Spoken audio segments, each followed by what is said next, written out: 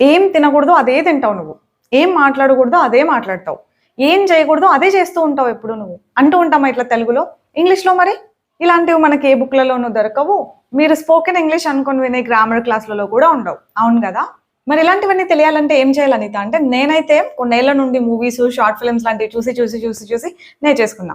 మీరు అంటూ ఉంటారు కదా, మీరు చాలా న్యాచురల్‌గా చెప్తారండి. ఇంగ్లీష్ గ్రామర్ లాగా కాకుండా డైరెక్ట్‌గా ఎలా వాడాలో చెప్తూ ఉంటారు అని. ఎలా వచ్చిందనుకుంటున్నారు? గ్రామర్ క్లాసులకి అటెండ్ అయితే వచ్చిందనుకుంటున్నారా? నో.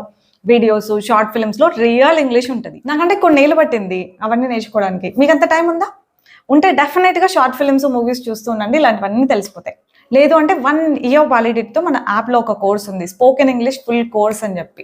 దాంట్లో వీడియోలు చూస్తూ అయినా మీరు ఇవన్నీ నేర్చుకోవచ్చు. బై ద వే ఆ సెంటెన్స్ ఇంగ్లీష్‌లో చెప్పాలంటే, you always eat what you shouldn't. ఏం తినకూడదో అదే తింటావు.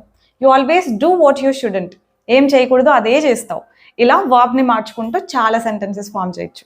అప్పుడు ఇంగ్లీష్ నేర్చుకుని ఉంటే బాగుండు అని మీరు రిగ్రెట్ ఫీల్ అవ్వకూడదంటే, మీరు ఇప్పుడే యాప్‌ని డౌన్లోడ్ చేసుకొని ఫుల్ కోర్స్‌లో ఉన్న వీడియోస్ చూస్తూ నేర్చుకుంటూ ఉండండి.